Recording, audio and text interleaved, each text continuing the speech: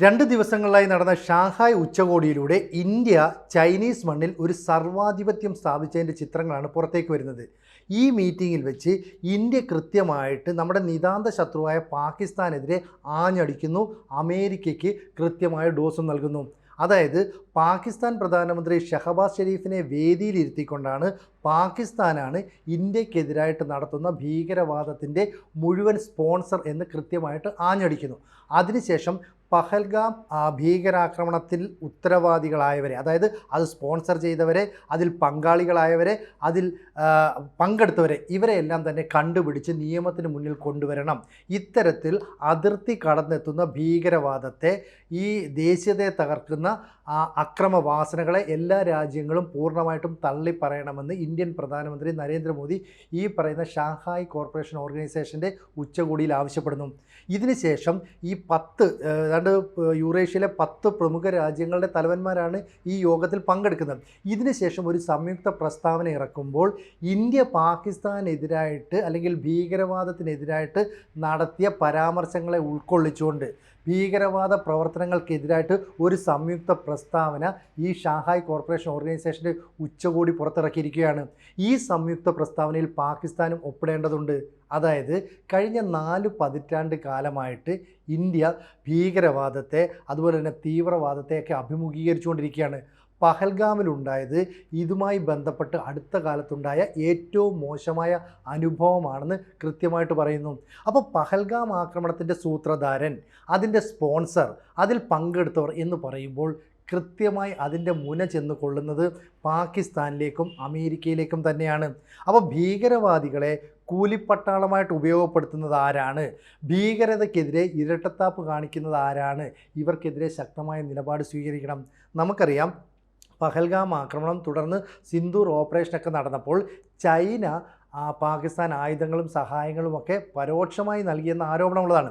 ഇതേ ചൈനീസ് മണ്ണിൽ ചെന്ന് നിന്നിട്ടാണ് ഇന്ത്യൻ പ്രധാനമന്ത്രി നരേന്ദ്രമോദി പറയുന്നത്. എന്നിട്ടാണ് സംയുക്ത പ്രസ്താവന ഇറക്കുന്നത്.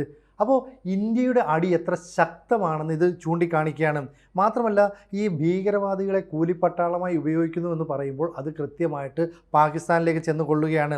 അപ്പോൾ പ്രമേയത്തിൽ പാകിസ്ഥാനെ കൊണ്ട് ഒപ്പിടിയിപ്പിക്കുന്ന, അല്ലെ ഷഹബാസ് ഷെരീഫിൻ്റെ സാന്നിധ്യത്തിൽ ഇത്തരം ഒരു പ്രമേയം അവതരിപ്പിക്കുന്ന ഇന്ത്യയുടെ നീക്കത്തെ ലോകരാജ്യങ്ങൾ വളരെ ഗൗരവത്തോടെ, ആകാംക്ഷയോടെയാണ് നോക്കിക്കാണുന്നത്.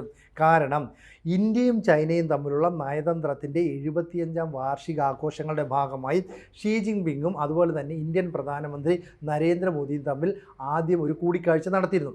ഈ കൂടിക്കാഴ്ചയിൽ വെച്ച് ഷീ പറഞ്ഞത്, ഇനി വ്യാളിയും ആനയും ചേർന്ന് നൃത്തം വെക്കുന്ന ഒരു കാലഘട്ടത്തിലേക്ക് നമ്മൾ നീങ്ങണം, ഇന്നിൻ്റെ ആവശ്യമാണത്.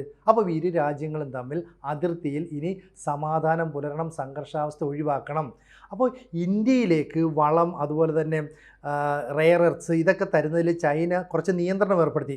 ഇപ്പോൾ അതിനെല്ലാം തന്നെ പൂർണ്ണമായിട്ട് ഒരു അവസാനം വേണം, അത് ഒഴിവാക്കണമെന്ന് നമ്മൾ അവരോട് ആവശ്യപ്പെട്ടു. അങ്ങനെ വളം, അതുപോലെ തന്നെ ഈ റെയർ എർത്ത്സ് ലോകരാജ്യങ്ങൾക്കൊക്കെ നൽകിയില്ലെങ്കിൽ പോലും ഇന്ത്യക്ക് നൽകും. ആ രീതിയിലുള്ളൊരു ബന്ധം വരികയാണ്.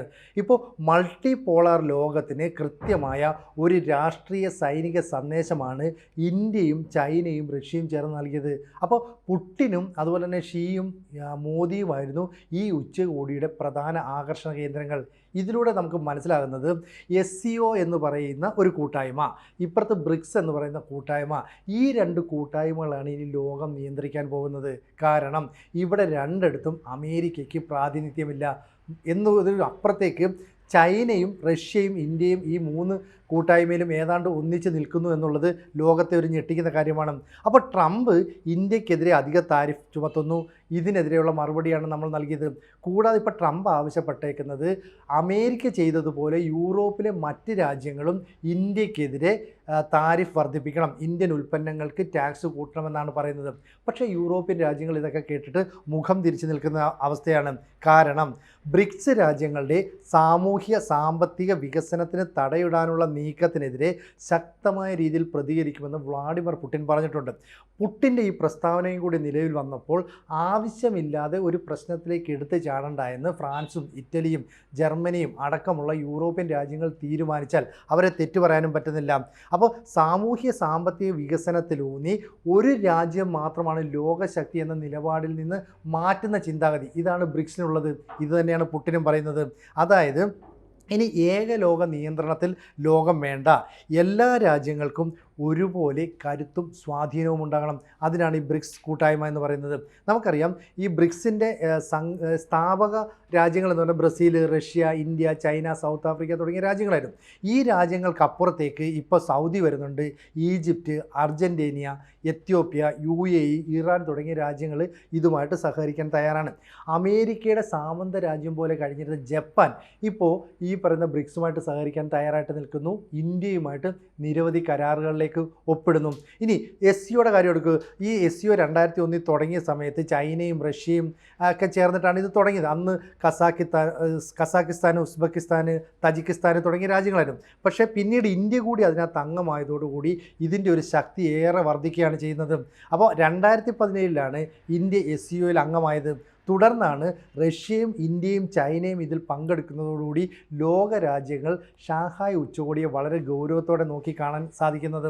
അപ്പം നയതന്ത്ര ബന്ധം ഇന്ത്യയും ചൈനയും കൂടെ മെച്ചപ്പെടുത്താനായിട്ട് തീരുമാനിക്കുന്നു. എല്ലാവിധ പിന്തുണയും ബ്രിക്സ് രാജ്യങ്ങൾക്ക് നൽകുമെന്ന് പുടിനും ഔദ്യോഗികമായി പറയുന്നു.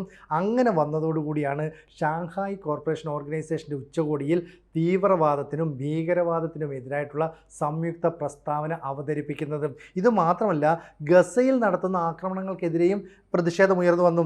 കൂടാതെ ഇറാനിൽ അമേരിക്കയും ഇസ്രായേലും നടത്തുന്ന ആക്രമണത്തെയും കുറ്റപ്പെടുത്തിയിട്ടുണ്ട്. അപ്പം ഇത്രയൊക്കെ കുറ്റപ്പെടുത്തിയിട്ടുണ്ടെങ്കിലും ചൈന ഇന്ത്യയുമായിട്ട് ബന്ധം ദൃഢമാക്കാനായിട്ട് തീരുമാനിച്ചു എന്നുള്ള വാർത്തകൾ ഷീ ജിൻപിങ് തന്നെ പുറത്തുവിടുന്നു. അങ്ങനെയാണ് നമുക്ക് റെയർ എർത്ത്, അതുപോലെ തന്നെ ടണൽ ബോറിംഗ് മെഷീന്, വളം എന്നിവയിൽ ഏർപ്പെടുത്തിയിരുന്ന നിയന്ത്രണങ്ങൾ പൂർണ്ണമായിട്ടും പിൻവലിക്കാൻ ചൈന തീരുമാനിച്ചത്. ഇരു രാജ്യങ്ങളും തമ്മിലുള്ള വിമാന സർവീസുകൾ പുനരാരംഭിക്കും. നമുക്ക് രാജ്യങ്ങൾ തമ്മിലുള്ള സൈനികരുടെ ഈ അതിർത്തിയിലുള്ള പ്രശ്നങ്ങൾ ഇത് പൂർണ്ണമായിട്ടും പരിഹരിക്കാനായിട്ട് തീരുമാനിച്ചിട്ടുണ്ട്. അപ്പോൾ കയറ്റുമതി മേഖലയിൽ ഇരു രാജ്യങ്ങളും തമ്മിൽ ഇതുവരെ ഉണ്ടായിരുന്ന നിയന്ത്രണങ്ങൾ പൂർണ്ണമായിട്ടും മാറ്റും. അപ്പം ചൈനയും ഇന്ത്യയും തമ്മിലുള്ള ബന്ധം ദൃഢമാക്കുന്നതോടുകൂടി അതിൻ്റെ ഗുണഫലം ഉണ്ടാകുന്നത് 280 കോടി ജനങ്ങൾക്കാണെന്നാണ് ഇരു രാജ്യങ്ങളുടെയും തലവന്മാർ പറയുന്നത്. ഇവിടെ US-ഉം ഇസ്രായേലും നടത്തിയത്, പാകിസ്ഥാനിലെ ട്രെയിന് നേരെ നടത്തിയത്, ഈ ആക്രമണങ്ങളെല്ലാം തന്നെ ഭീകരവാദത്തിൻ്റെ പരിധിയിൽ ഉൾപ്പെടുമെന്ന് ഇന്ത്യ പറയുന്നുണ്ട്. അതുകൊണ്ട് തന്നെയാണ് പഹൽഗാം എന്ന് പറയുന്ന ആക്രമണത്തിനെതിരെ ഒരു സംയുക്ത പ്രസ്താവന ഈ ഉച്ചകോടി ഇറക്കണമെന്ന് നമ്മൾ ആവശ്യപ്പെടുന്നു. ഒടുവിൽ അത് അംഗീകരിക്കപ്പെടുന്നു.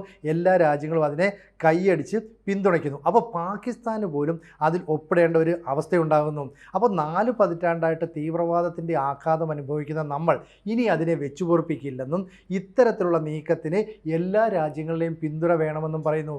അതിന് ചൈന തയ്യാറായിട്ട് വരുന്നു, റഷ്യ തയ്യാറായിട്ട് വരുന്നു എന്ന് പറഞ്ഞാൽ പാകിസ്ഥാനും അമേരിക്കയും സൂക്ഷിച്ചോ. SCO എന്ന് പറയുന്ന രാജ്യങ്ങളുടെ കൂട്ടായ്മയും ബ്രിക്സ് എന്ന് പറയുന്ന രാജ്യങ്ങളുടെ കൂട്ടായ്മയും ഇനി ലോകത്തെ കാൽക്കീഴിലാക്കാനായിട്ട് മുന്നോട്ട് വരുന്നു എന്നാണ് വ്യക്തമാകുന്നത്. ഇത്രയും കാലം അമേരിക്കയ്ക്ക് പിന്തുണ നൽകിയിരുന്ന യൂറോപ്യൻ രാജ്യങ്ങളും പതിയെ അമേരിക്കയുടെ നിലപാടിന് എതിരായിട്ട് ചില കാര്യങ്ങളൊക്കെ ചെയ്തു വരുന്നു. ചുരുക്കം പറഞ്ഞാൽ ബ്രിക്സ് എന്ന് പറയുന്ന ഒരു കൂട്ടായ്മ മതി ഇനി ലോകത്തെ നിയന്ത്രിക്കാനെന്നും അതിലേക്ക് യൂറോപ്യൻ രാജ്യങ്ങളുടെ ഒരു പങ്കാളിത്തവും ഒക്കെ ഭാവിയിൽ ഉണ്ടാകാനുള്ള എല്ലാ സാധ്യതയുമുണ്ട്. ചുരുക്കം പറഞ്ഞാൽ ഈ ഉച്ചകോടിയിലൂടെ ചൈനീസ് മണ്ണിൽ ചെന്നിട്ട് പാകിസ്ഥാന് ഇന്ത്യ നൽകിയ പണിയാണെന്ന് വേണമെങ്കിൽ പറയാം. അപ്പോൾ ഇന്ത്യൻ പ്രധാനമന്ത്രി നരേന്ദ്രമോദി ഷീ ജിൻപിങ്ങിൻ്റെ സാന്നിധ്യത്തിൽ ഷഹബാസ് ഷെരീഫിനെ പരസ്യമായി കുറ്റപ്പെടുത്തുന്നു. ഒപ്പം പരോക്ഷമായി ട്രംപിനുള്ള മറുപടിയും നൽകി. ഇതാണ് നമുക്ക് ഈ ഉച്ചകോടിയിലൂടെ കാണാൻ കഴിഞ്ഞത്. കൂടുതൽ വാർത്തകളും വിശേഷങ്ങളും നിങ്ങളിലേക്ക് എത്താൻ ABC മലയാളം സബ്സ്ക്രൈബ് ചെയ്യുക, ബെൽ ബട്ടണും അമർത്തുക.